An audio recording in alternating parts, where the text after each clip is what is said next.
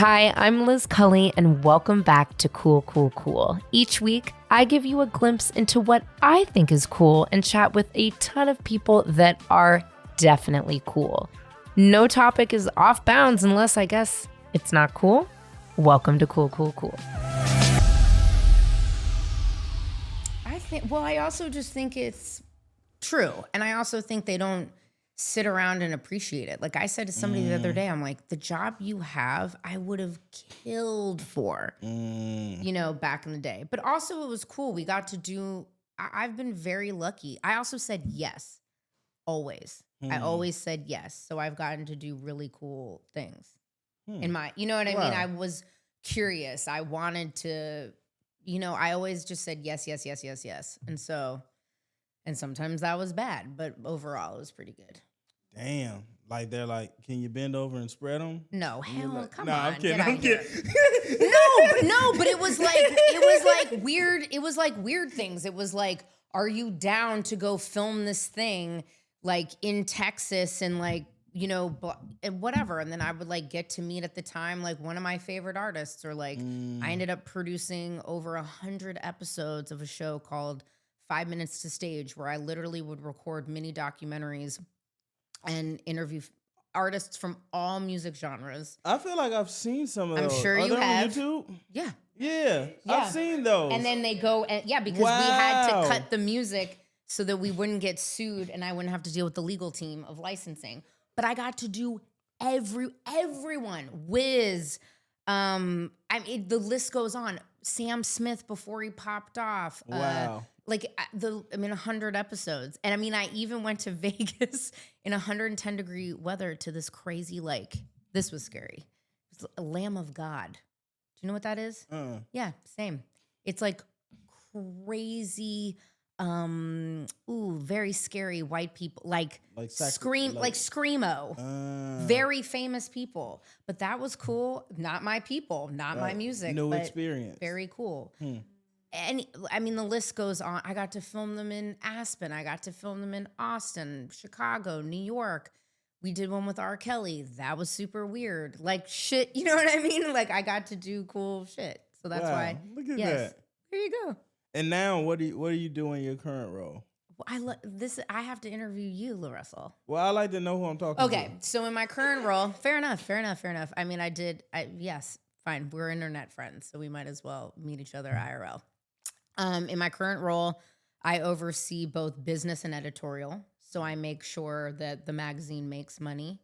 But then I also oversee social, video, audio. So making sure they get those production teams get the money that they need. Because I was a producer so for very long, I have lots of opinions. Right.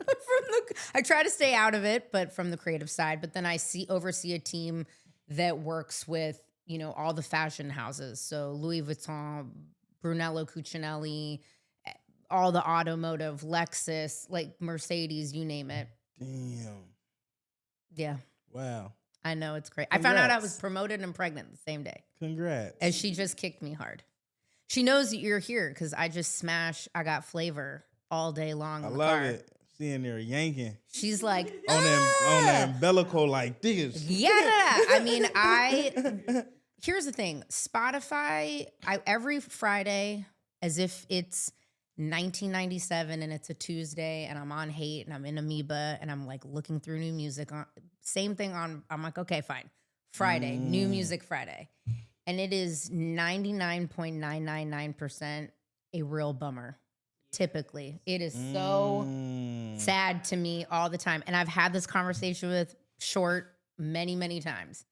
Real sleepy sad, not my thing. Yeah. But then I think because I was listening to one of your many albums so many times, all of your features or all of your singles start because you just release music so often that now I can look forward to New Music Fridays because I have a song from you typically. I love it. And I love it.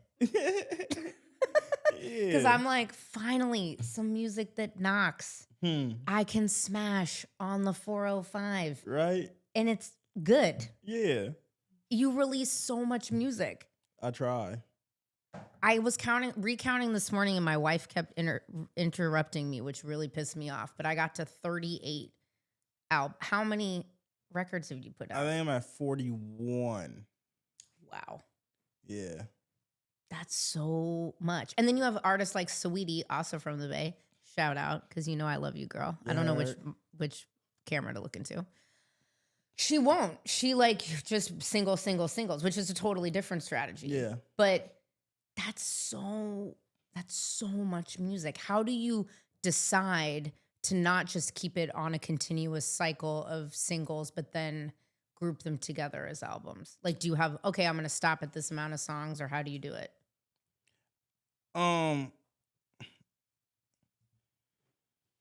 Early on, like what started the wave of me kind of like album is I just hit like a creative spurt one time, and I was just making so much, and I didn't want to like sit on it. I was so Right. excited. I'm like, I make it and I put it out.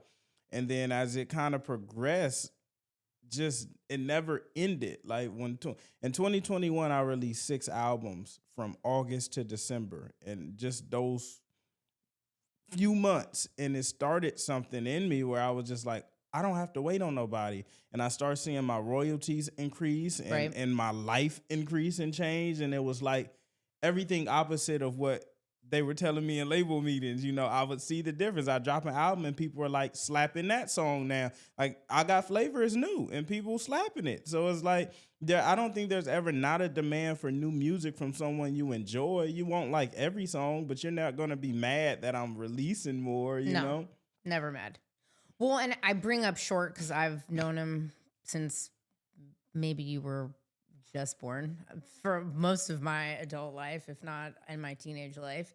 And he very famously was very angry with Jive when he had signed at the time, because they didn't believe in Blow the Whistle or Shake That Monkey. Like, they didn't believe in it. Jive was like, nah, we don't get it. We don't believe in it. And then obviously those 2 songs are so iconic. And he said, I will never, ever, ever, ever, ever go back to a major label again. And that's very Bay Area. And you know, it's crazy. When I was a kid, a line that sticks in my head that just popped in my head now. When I was a kid, my mom used to play Getting It. And in the beginning of Getting It, he say, album number 15. Y'all can't fuck with that. And that was all the way back then. He was on album number 15, you know? Yep. So that's like the spirit of the Bay in general. Like, we flood. Yeah, you do flood. And I think you're right. Like, I've never been bummed to have more music. It's a great, if anything, I just feel grateful for it. Like I said, I actually am like, all right, Spotify New Music Friday, I'll give you a chance. Because for a while I was like, you're garbage, you're trash. Yeah. And if you give me one more sleepy, leapy, weird song, I'm going to lose it.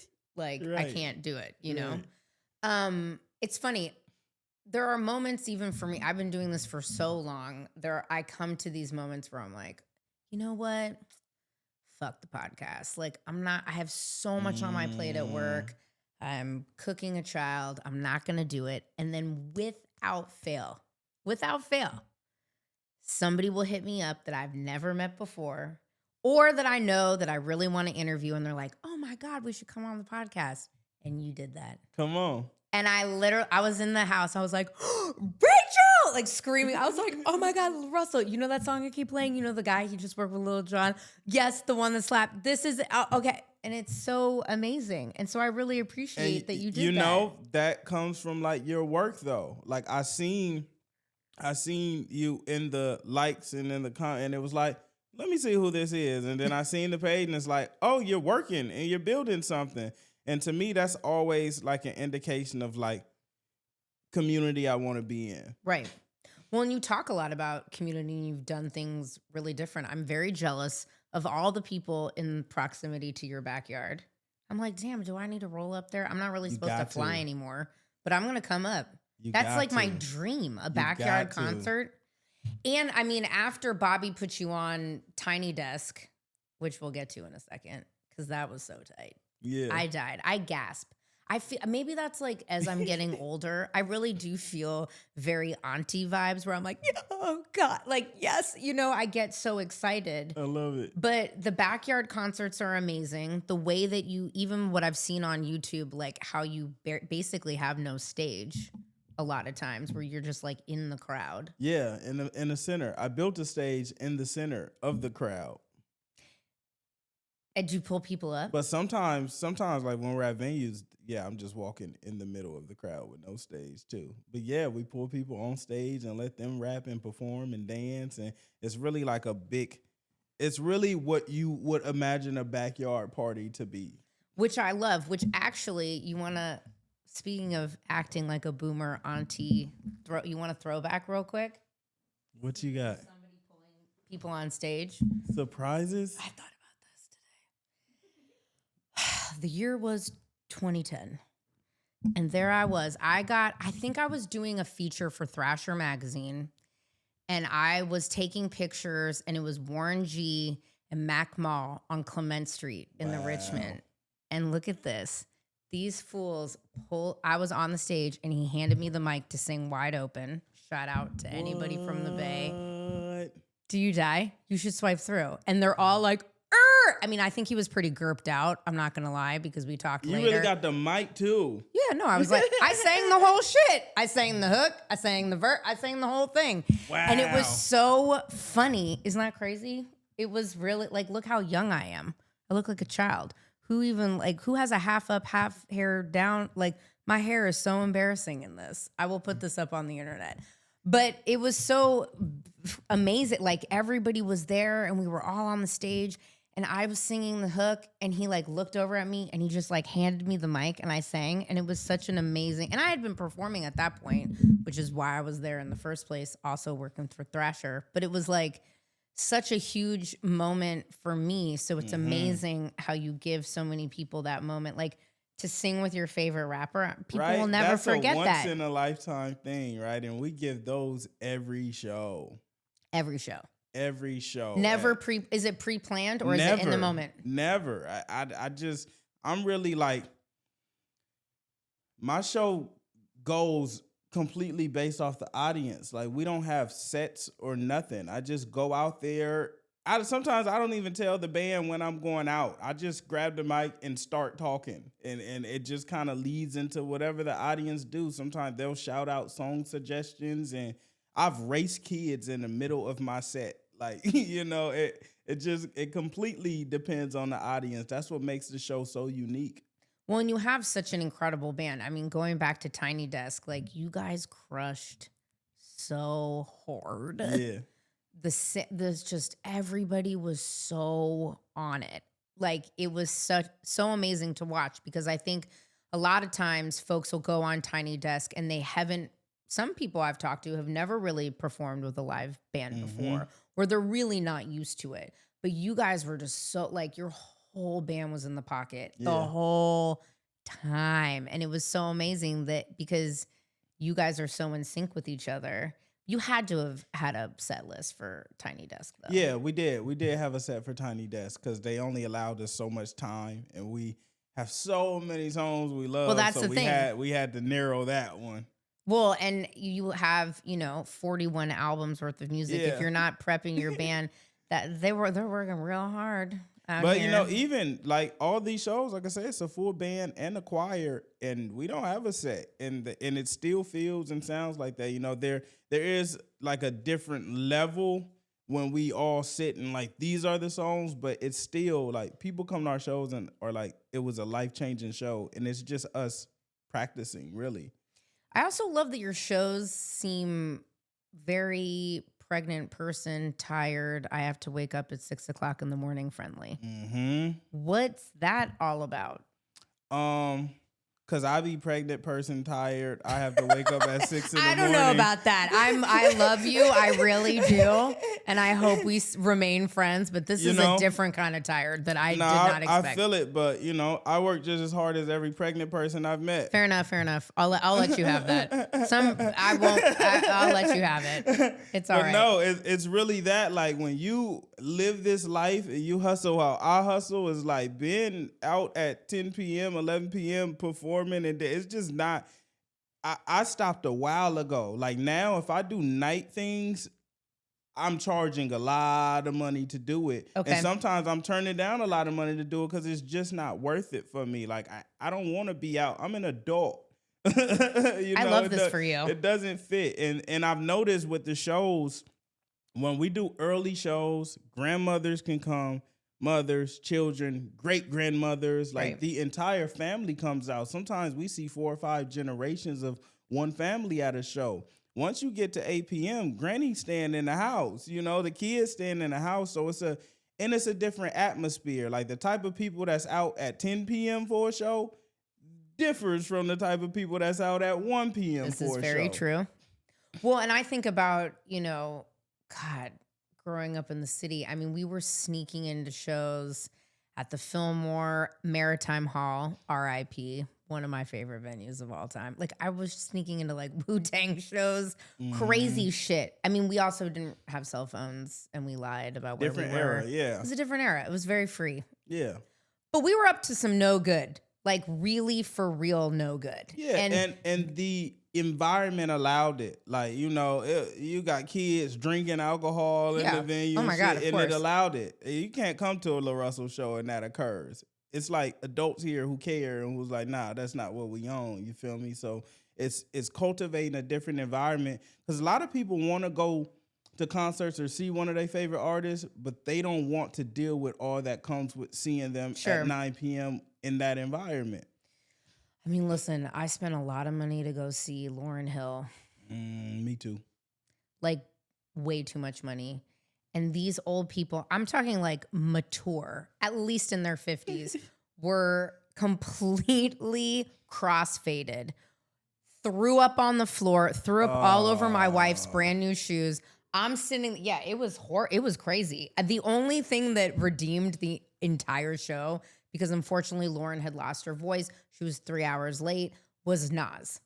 When Nas came out, I was like, all right, this is great. When Nas left, I was like, we can wrap it up. But it's like, 55-year-olds are throwing up everywhere. It was wild. It was so crazy. And I've been blessed in my career to have gone to more shows than anyone likely sees in a lifetime, But how lovely is it that you provide an environment where everybody can go? I love that. Feels good and safe.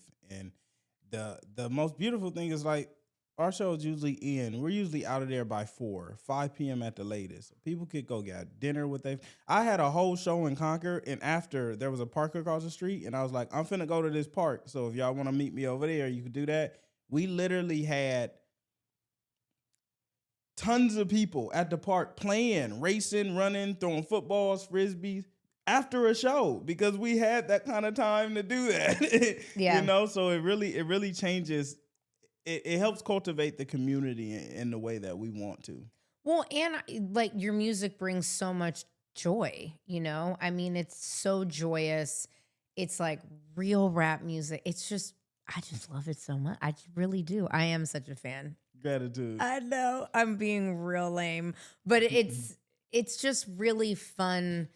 You can hear how much joy you're having and how much control you have. Like your skin, you have no bags under you look great. You're going to live till 110. Not 110. I don't want to live that long. I think we actually, this is controversial. I think we live too long, but that's a whole nother conversation for another time. I don't want to live that long. I don't have a long living lineage. Neither do I. My parents are really still holding on strong, though. My parents had me a lot older. I'm the youngest of 4. So my mom was 40 when she had me, just like I'm. 40? Yeah, but I'm 40. I'm 40. And you better have one. My first baby. Wow. Whoa. Can you believe it? Neither can I. See, I told you earlier. Yeah, it's fucking crazy. That's crazy. Crazy. My dad was like 50 when I was born. Wow. Those motherfuckers are still, I kept him really young. I was so bad though. But I turned out okay. Yeah. You're like, sure. Like I said earlier, it's either you're single or you're featured on so many amazing artists' music. Like really everyone. Pilo, Short, 40. I mean, Waves, who I love that song. Yeah. I love that song, by the way. Wiz, I mean, it just goes on and on and on. I can't list it all because I have Swiss cheese brain as a pregnant 40-year-old. John, who who is next? I really want to make a song with Charlie Wilson. Yeah, that'd be really tight. I That would make my really life. love that for you. Yeah, that would make my life like we did a song with Montel Jordan. Oh yes, and that really backyard barbecue. Yeah, yes, that was the like picture on the art. Right? I was like, I really fuck with this guy because Right? I would It's make real. it. That was great. That was really great. I loved that. I was like, okay, Charlie Wilson's neck. That's who I'm aiming for. Him, Anthony Hamilton has been like, I want them. Wait, I went to so when I first moved here, I don't even know how I got into this fucking concert, but I was backstage at an Anthony Hamilton concert, and I am not fucking kidding you. The people that rolled through, Shaquille O'Neal, it was like crazy basketball legends. I think Scottie Pippen was there. The OG. No, I was like, okay, Anthony Hamilton, yes. See, for me, D'Angelo would really be one that would be amazing. Yep. I also know his band. You should do a song with D'Angelo. Yeah, that'd be crazy. I'm willing that for you. That would be tight. Yeah. I'm going to Erykah Badu on Friday. And I bought stupid adult person tickets, like box seats front row. What do you feel, speaking of this, I've been really like, so my whole journey, I've done my tickets like offer based, right? Okay. Like I've seldomly charged people. Like people have seen me witness a better concert than they've ever witnessed. For some people paid $5 to get in type stuff. Okay. You know, and I'm now at a point where I'm like, I really want to get what I'm worth. Like I want to charge for my experience. You should. What do you feel like an intimate experience with an artist is worth? Like, I mean, if you played an intimate show here in LA, I would pay a grip because I want to see you succeed. I know the value. I'm also, okay. I mean, I'm a different audience, right? Like, again, I've seen so many different kinds of shows, but I've also been blessed with not having to pay for some of the most special, you'll never get in. Like, I've been in Quincy Jones's living room and seen people perform. Like, I'm a lucky person, okay? But I would have paid whatever I could have afforded at the time, you know? So I feel like you just have to know what people can afford in that show. Economy is trash right now, as we all know. It's just getting worse. But like, Erykah Badu, I paid so much for and my wife was like, I'm not going with you because the last time we went, it wasn't that great. I'm like, cool. We are two very different people. This is the 25th anniversary of Mama's Gun. That album changed my life low key. Get out of here. I'm taking somebody else. So, you know what I mean? Yeah. It's not for her. You don't deserve to go, you know? So I think you have to price it, I don't know, like $200. That's a grip. That's a grip. I would pay it. If you did a show, like if you did a small show down here, I'd be happily pay you $200. Nice. You're like, cool. Since I don't put pricing on my tickets, I will see $200 from Liz Cully on the Amex coming through. But I would though, because I went and saw Tony before Dwayne died, R.I.P. And it was the best show I have been to is at the YouTube Theater. They took our phones. Only white people there were me and Eddie Murphy's wife. That was a really, really funny joke, and nobody laughed in this room. You need a pause? Do you need me to say it again? Thank you, Joseph. That was hilarious, but it was true. I have to tell you, I think about that show often. Wow. Often. And that shit was expensive. It was like $120 a person. It wasn't that small. So I don't know. Like you have such a community. I feel like people want to give. Don't you people like invest in you? Yeah, we just did $1,000 show. Oh, that's a grip. $1,000 ticket. I gotta buy hella diapers and shit, so I don't know if $1,000 I can pull. But I would pay you $200 right now. You know the difference is like what we do too. I don't have like out of all those shows you went to, how many times did you like actually speak to the artist, see them and hug them and touch them, and it's like. I'm a terrible person to ask that too. because a lot of the time You there? I do. Yeah. So I am not a good person to ask that to. That being said, never met Erykah Badu. Don't want to meet her. Don't want to ruin the fantasy because the fantasy has been ruined many times. I will not call out who, but it's horrible. But like D'Angelo, like I got to go with his original manager who unfortunately passed away. I went downtown. You should have seen me. I was so lame backstage. Like there was Diddy there, like all these fucking people there. And somehow D and I locked eyes and I was like, I'm so happy to be here. And and Chris Daddy Daves, who played on the drums, who you might know, Bay Area, played with Michelle and Angelo Cello for a very long time. Saw him at Yoshi's in Oakland as he got his career going with Robert Glasper. Like all these people were back there and I was like, oh my God. And hugging him and dying, like that never happens to people. So the fact that I know that joy and you allow people to get that close to you is very like every show for me. I know that would be really cool. And you give great hugs. Gratitude. Yeah. I think that people want that though. I think what you have understood is that nowadays the barrier between audience and artist can be whatever you feel comfortable for it to be. Yeah. Back in the day with labels, with the way TV was, no social media, there was such a chasm. Mystique too, between people. And even with the timing of your shows, it was so unobtainable. It was so, we didn't know these people at all, you know? Right. And now sometimes we know too much, but it's really your comfort level. Yeah. Because aren't you doing a show here soon? I saw it. Did you? I did. Yeah, actually, I'm doing PuffCon next week here in LA. No, that's not what I saw. No? October 20th, I think. Chance the Rapper. Oh, with Chance. That's cool. Yeah. That's tight. That was at 8 p.m. though, I saw. Yeah, that's because it's a Chance show. I'm just fair enough. Yeah. if I'm just supporting and not doing it, then, I don't have much merit. But my own personal shows. They're in the afternoon. Yeah. I love that for you. Yeah. Like, deeply love that for you. Little John has this amazing way of always really riding hard for the Bay. Right. Like, hard.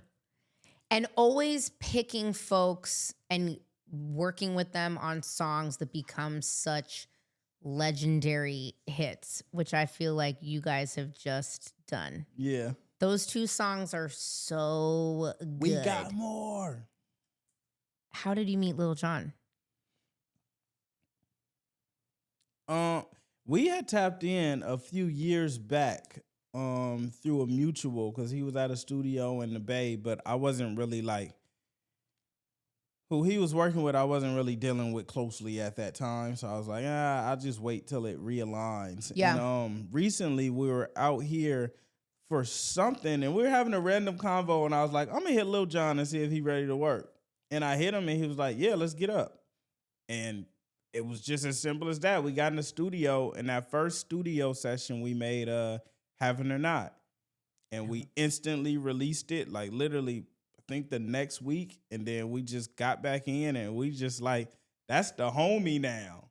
Have you ever watched this HGTV show? Mm-mm. Really? None of you got, any of you? No. Okay, well, if this was for anything, it's for you to go and watch Little John Wants to Do What? And it is an HGTV show where he literally interior designs primarily like middle-aged, middle-class white people's like 4,000 square foot homes in Atlanta who kind of want like club swinger dens in their basements. It's amazing. I gotta go peep. No, like you have to. And you'll think of me and be like, wow, this is crazy. I've only met him one time and it was so long ago, 15 plus years ago when I first moved to LA. And I was like, I fucking love Little John. Yeah. Like, he's so wonderful. Seeing him now and seeing videos and clips and hearing songs from him back then and then meeting him now is so crazy because he's like a transformed human.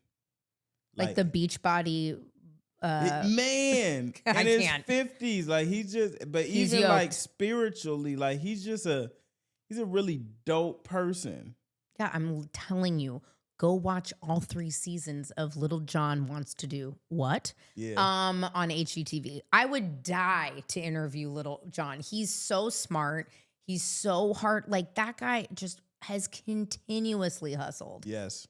in so many different artistic lanes, Yeah. like tech, interior design. Like I'm telling you, you have to watch that show, Yeah. especially because you guys are homies. Like you'll die I'm a Pete. because that's very fun. All right, so you just hit him up, and that was so. There's more coming. We got an album. Yeah. Oh, full album. Yep. Is that what the album will be? I guess you don't wait. You just keep releasing albums in between. Yeah. Will Having or Not and I Got Flavor be on that album? Yep. I'm very excited for that. Yeah, me too. That's amazing. Right. But he always is on the pulse of the Bay. Always. He's always ridden so hard. Yeah, I think he has a genuine love for Bay Area. It's the energy though. Like he's a Bay Area person. Yes, Like, I agree. Through spirit, like he's us. I feel that through him always. And the beats, like they're just that Yeah. we like that kind of I had asked music. him, I was like, man, how did you get like our sound? Like, how did you know? And he was like, I didn't. Like, I never heard the sound to know. I was in the studio with them and I just started creating things and they liked it and I kept going. And it's like to hear that, like he really architect a lot of the hyphy era of Bay Area sound. Hugely. He was right on the ground with all of that. Yeah. Like, Tell Me When to Go. All of it. Even with Blow the Two- Whistle. Two of the biggest songs to come out of the region Yeah. came from Lil Jon. There's so many iconic rappers that we all grew up with. 40, who you've worked with. Keek, which I don't know what happened to him. Last time I heard he was in Sacramento. I hope he's okay. I don't know. I don't know. But Mac Mall, Mac Dre, Tupac, so many iconic Bay Area legendary rappers. I ask you the question that I've heard painfully so many people ask me, other people involved in the industry from the Bay. Why do we never go full mainstream? Well, Tupac's a horrible example of that. So take him off the list. But everybody else.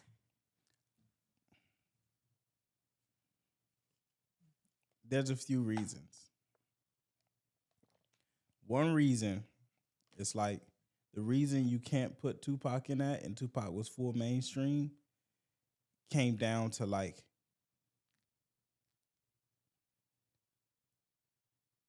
his ability to communicate beyond his region.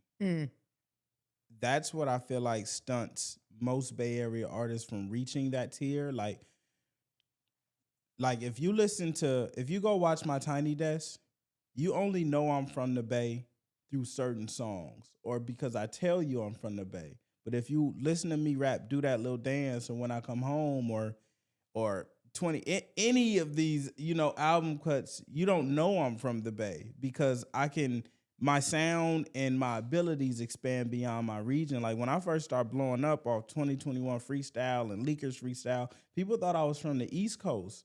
Off just hip. One of my first big moments was the Breakfast Club Freestyle, and they thought I was from Philly and New York. I think that plays a big part in like the world receiving us because when we go other places, it's hard to explain, but it's just something I've experienced. Like it's a communication thing. It's a reason why certain rappers from certain regions, like if you got a heavy accent, it's really, really hard for you to go like global because the world, you got to really get the world for you to get to that height. And if the world can't understand or perceive what you're talking about, not even just how you speak, but what you're talking about, like a lot of Bay music is pimp culture and it's like, it's a different culture. It doesn't speak to the entire world. It speaks heavily to our region. 40 is one of our biggest artists out the region, but if you go to New York, they feel differently about 40 than we feel because of they can't understand or comprehend everything he's saying. You feel me? Yeah. Well, and if you versus Tupac, no matter where you from, if you turn on Changes and I Ain't Mad at You, no matter what part of the world you're from, you know exactly what he's talking about. Yeah. Hit 'em up. That's one of my favorites. You know exactly what he's talking about. But Though- if you turn on 40 and he come in and say, I'd be more hipper than a hippopotamus, get off in here like a neurologist. Like, we understand what he's popping, but somebody from Omaha might not understand what he popping. They like, that don't make, It's true. Well, and if you listen to some of the songs that he was even doing after Tell Me When to Go and with Little John, like when he was really trying to go mainstream, because it's funny, at that time, I was actually the first hip hop intern at Capitol Records at the same time. And it was so funny because my boss at the time, we would obviously talk about the Bay ad nauseum. And 40 tried to slow down. Mm-hmm. If you listen to a couple of, you know exactly what I'm talking about. He tried. And it didn't, you know, for all of us OG fans, it lost some of that. It didn't translate. It just didn't work. And it still didn't work. But though, shout out, I do love that in one of the songs I listened to of yours, you talk about Pinole, which is hella Bay Area. I'm like, I had to rewind. I'm like, is he just saying Pinole? You gotta know to know. You gotta know to know. I really died. I was like, damn, I haven't thought about Pinole since I probably went to some weird party. Right. In like, where I got stuck in Pinole. I'm like, why am I in Pinole? But I loved that. But yeah, that's a really thoughtful and I think accurate that answer. I've sat and thought about that deeply, because me being an artist from the Bay, you know, I'm like, most of the time, if you ask people in different parts of the world, if you were to go to every state and say, who's your top 20 hip hop artists? It's very, very seldom Bay Area artists end up on that list. 100%. You know, it's very, very seldom. You know, I'm in music and have the discussion, and it's very seldom. And I really think that's the reason why. It's like we haven't really globalized our music. You know, all of our biggest songs are regional records versus some artists' biggest songs, like I say, I'm Mad at You and the Changes. That's not regional. Like, that doesn't. Changes you don't think is of is maybe one of my least favorite Tupacs. I love that you keep crazy. That's not my even song. beyond that, like Dear Mama, Brenda's Got a Baby, these aren't any songs that you could connect to a region. Tell Me When to Go is directly connected to a region. You know, Blow the Whistle is directly connected to a region. But most songs that become global, they're not regionally connected to anything. You just enjoy the song. Though it's interesting how Atlanta has been able to really hone in on regional music that has become pretty widely, but to me in my brain, probably because I'm thinking so small in Bay Area. But you know, we were just having this convo with someone because they were telling me about the Bay and like regionality, and I was saying, well, technically every song is regional because they come from an artist within that region. Sure. But for some reason, other sounds, people don't recognize other sounds the way they recognize ours. Well, here's the thing. Like, your Tiny Desk, you bring up Tiny Desk, and you're totally right. Like, you would never, I guess, technically know. But the second I heard Give me a beat. Yeah, or no, but for you, the second I heard your tone and the energy, like, to me, it's so undeniable how Bay Area you are, which is why I ride so hard. You know, and even your Tiny Desk, like the way your musicians are, like, and again, like, I had a band for years in the Bay, so I know, you know, and I'm like, oh my God, I love it, you know? Yep. Even, and I'm forgetting her name, but the young woman who just won the Tiny Desk concert. Ruby. Yes. Ruby Ibarra. So tight. I had no idea. And it like came up on my thing and I was like, she has to be from the Bay Area. Yeah. And she was. So you know when you know. Yeah. But it's always just been so frustrating for me, especially as it relates to, you know, me being on the more business side of entertainment when people are like, well, people from the Bay don't blow. And I'm like, I know, but it's been hard to understand why. And I think you're right. I think it's like such regionally focused music. That's all it is, because our R&B stars blow. Kalani is huge. Kalani. Her is huge. You know, like, I know. It's literally just like Look at fucking within hip hop because it has such a regional appeal. And those of us who are able to break that, they blow for like G-Eazy was major. He was huge at one point, you know? At one point. And it's literally just that. Like the moment that we get records that expand beyond the it worked. Like it's worked for me. I go everywhere and people know and sing my records and songs and but it's because it's not directly connected to that. Like there's songs that they could just listen to about the journey. Like GT Coupe is just about the journey of life. It has no connection to anything, you know, beyond life. Yeah. You should also do a song with Raphael. Yep. I really feel like that has to happen. Yeah. I'm going to put that out into the world. Yeah. Right now.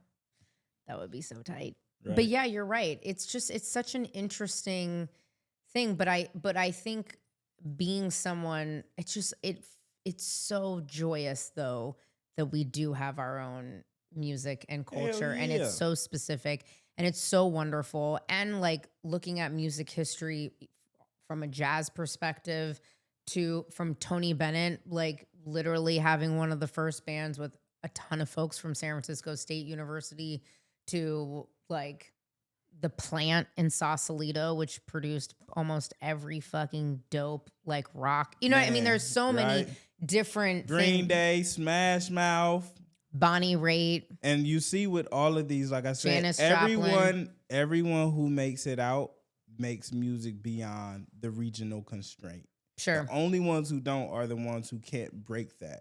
And even some of those they do, but it's to a certain degree. Yeah. What's your like least favorite part about even remaining independent but having to still be in music biz industry?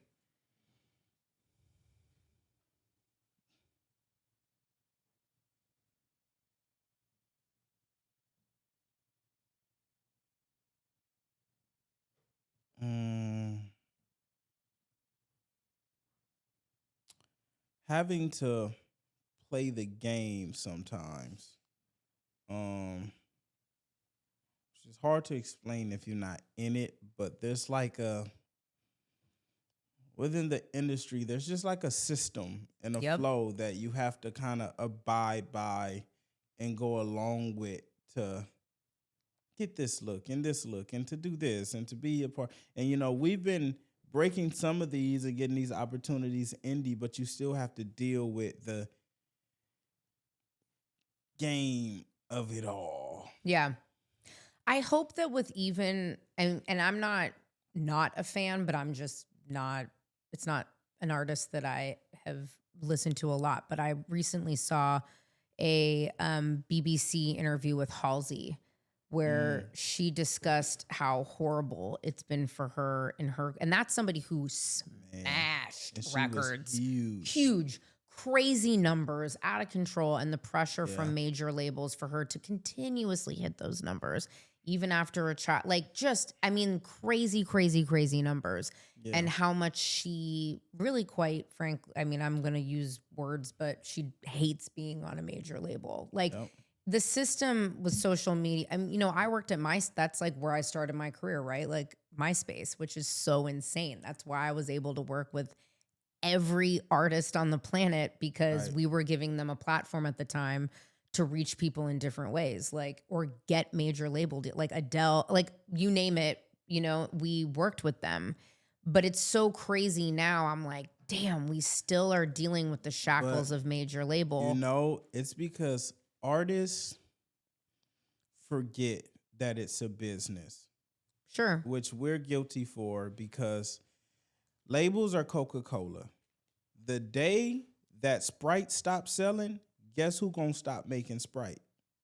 Coca-Cola. Right. You feel me? That's how the labels are. The day the product that we invested in is not selling the way we want it, we're going to ask you to make a different product. And as artists, we're so attached to our art that we think we can go into this big machine that makes Sprite and Coca-Cola all the time and be like, well, I don't want to make that. And it's like, well, you shouldn't come here because that's what they do here. And that's something I had to learn. Like, that's their business and their infrastructure that they built. And if you don't want to play that game, you really have to build your own, because if the product's not selling how they want, and they have every right, if they're invested in that product. If I'm the one that's putting up all the money to produce Sprite and create it, they're going to do that. You know, it's a sucky situation to be in. That's why I don't think you should go major unless you're like, I'm willing to play this game because I want the result of playing that game.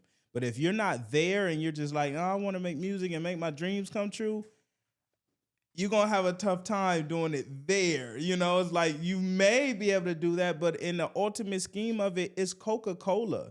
Universal is Coca-Cola. They're not like some company who cares about the music so much and the people. They care about the product, the SKU. In all corporate jobs, you know, and especially in entertainment. And that really as we've seen in film and TV, just getting decimated in the last. I know it's not right. You know what? It's not great. What do you think that is? Like the reason why we no longer get BET 106 in Park or TRL or like even a Martin or Fresh Prince or Wayans, bro. Like what? You mean primarily black content or live music? No, not black content, good content. No, for real. Like shit suck now. Shit is down to music. Like not black, but just like great. Like what happened? Yeah, it's a real bummer. Hence I go back to the first thing I said, which is I was just devastated every Friday listening to garbage every week, new music. I think, listen, for film and TV, I'm devastated that we don't even just have a VH1 music video. Like, that's how I was raised. I didn't have, like, I took myself to school, took myself home, waited for my parents to come back, watched literally music videos all day long. Like, legit. Like, that's what I did. And then TRL came around and I watched that shit. The Grind, all that crap. It was wonderful. It was wonderful content. You know, they didn't, I think it's also commercials. I think for most of it, it's comes back to exactly what you were talking about. It's what Coke and Sprite want to pay for. Because their interstitial ads is effectively what pays for content. Jimmy Kimmel, the whole issue was that his advertisers didn't want his they didn't want to surround his content. So I think from a baseline level, that's the problem. I think from a artistic level in film and television, with the strikes, with streaming, not putting in place proper ways to pay people residuals, because nobody knew.